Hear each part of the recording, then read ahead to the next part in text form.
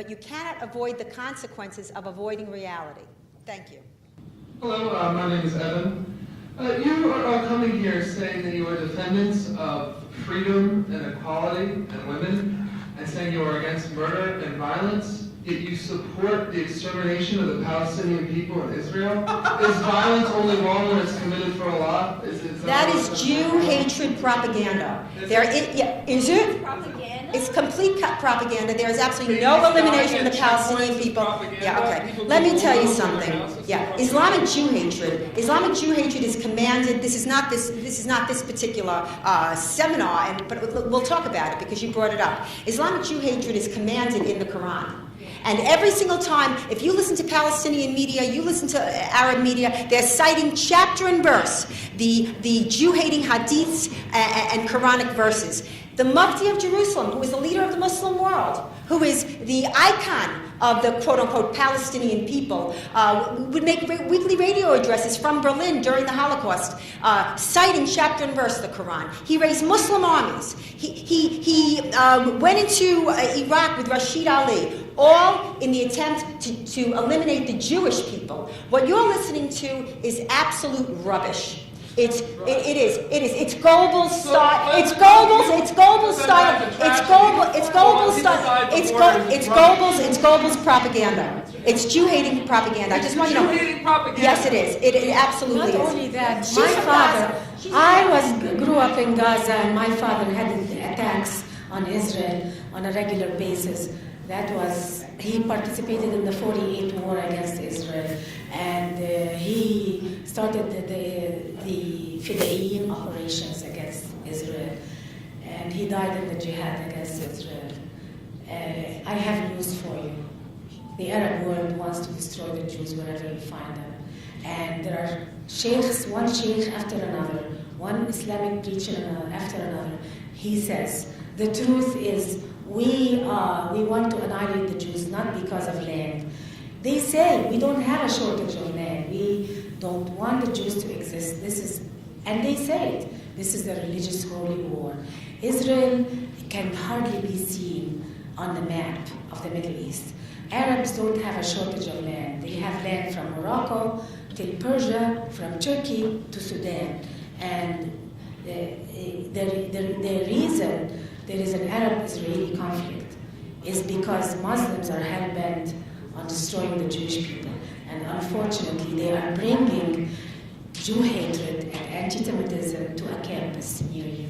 Unfortunately, our campuses. And I'm against because unfortunately there are some Jews, a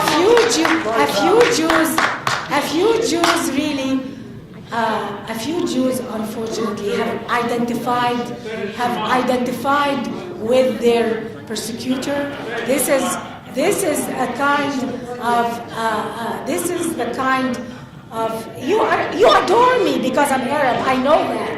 You want me to hate you and kill you, but I won't. Okay, I want to just tell you something, that you are suffering from something called the Stockholm syndrome. You are identifying. You want to be me. You want to be me, okay? I'm not.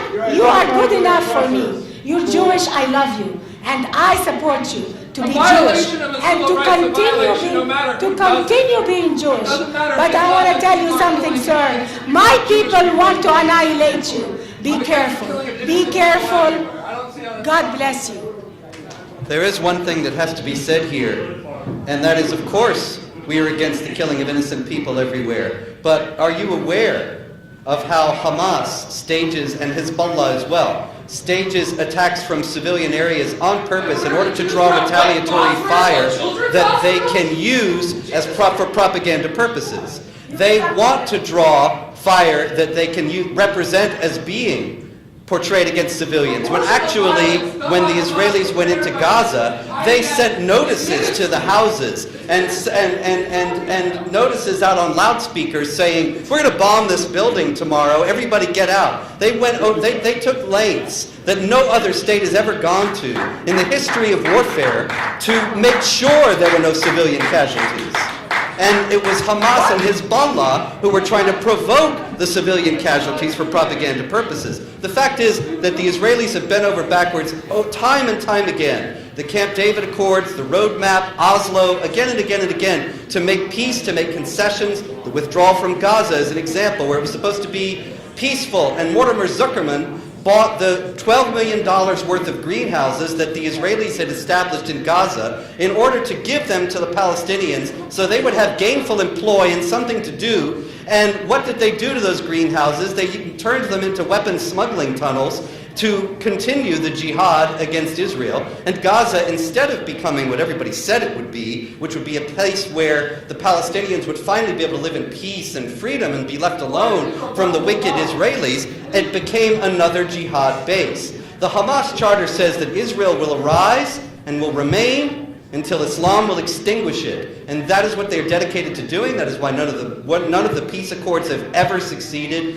because the jihad is absolute and paramount. And if you actually are unaware of these things, then you are not only naive, but suicidally naive. I wonder what y'all would have said if I said Donnie Darwish and Simon something would stop Sir, as one Jew to another, shame on you. No, shame on Because you are a Jew. You are talking absolute trash. That phosphorus is a blood libel, just like Al-Dura, just like all of them, where Israel calls up the homes to say, listen, we're taking out that rocket launcher on Thursday because tens of thousands of rockets are coming over from Gaza into schools. Have you even seen the schools in Sderot? Have you seen the schools in Ashkelon? Have you seen these little schools with these brats? What? I'm shamed because I don't share the same belief that you do. No, because you're a tool, you're a happy tool, and yes, the other way. No, I researched. You haven't researched. You listened to what some schmuck told you, and you spread it all around. Do your homework, and then if you come to me with facts, I will discuss it with you. But don't do me a favor. What are you video of? What are you video of? The full thing we could get. What are you video of? What? Women Of harassment at checkpoints, of people being beaten. Of harassment at checkpoints. Of women having miscarriages because they can't get The Arabs are killing millions of people. You are a tool. One day you'll remember being your They're killing the Shiites. They're killing the Christians in Egypt. Islamists are killing millions. As Simon said, and you care about checkpoints, Israel will be zapped outside of its little man. Israel will be zapped. The Jewish people are in a fatwa of death. Do you think only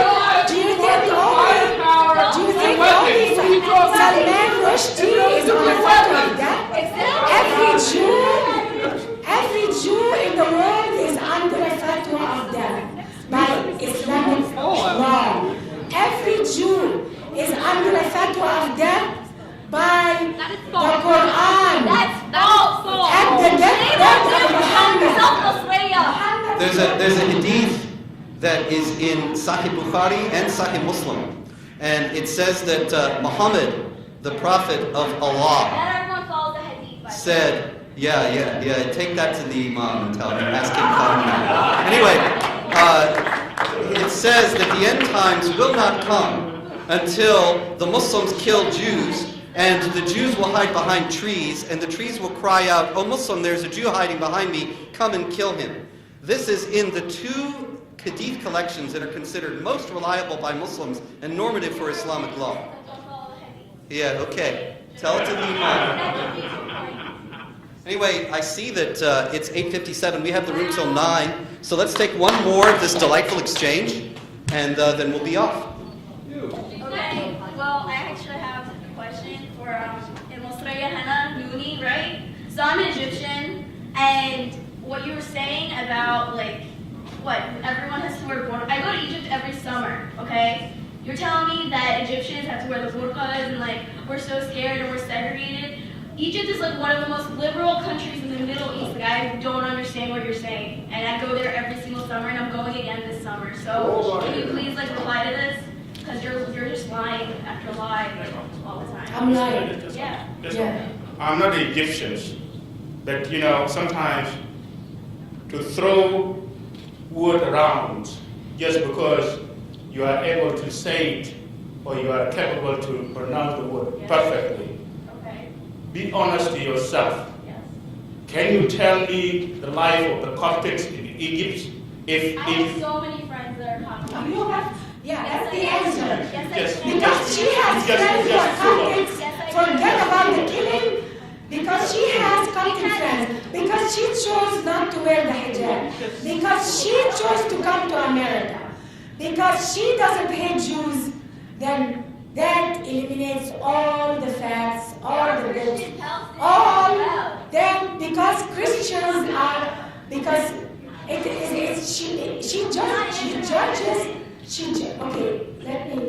she judges the religion from how she feels about it, not from what in the book, what's in the Sharia books. You're mixing culture and religion. Now, unfortunately, there are flyers today being passed in Alexandria warning any woman if she does not cover her head, they will throw acid on her. You're telling me And what's happening is that some Christian girls, Christians are covering their head to be left alone. I have a cousin in Alexandria who is quite educated. She's actually a doctor. And she told me to avoid being harassed on the street, I am covering my head. this is culture. Congratulations, because if Egypt is that liberal and that good, why are you coming here to live here? Tell me, why are you living You're here? to find better jobs. Yeah, better job, what kind of job? Well, why? If Egypt is so liberal and so good for Egyptian women, where do you live in Egypt then?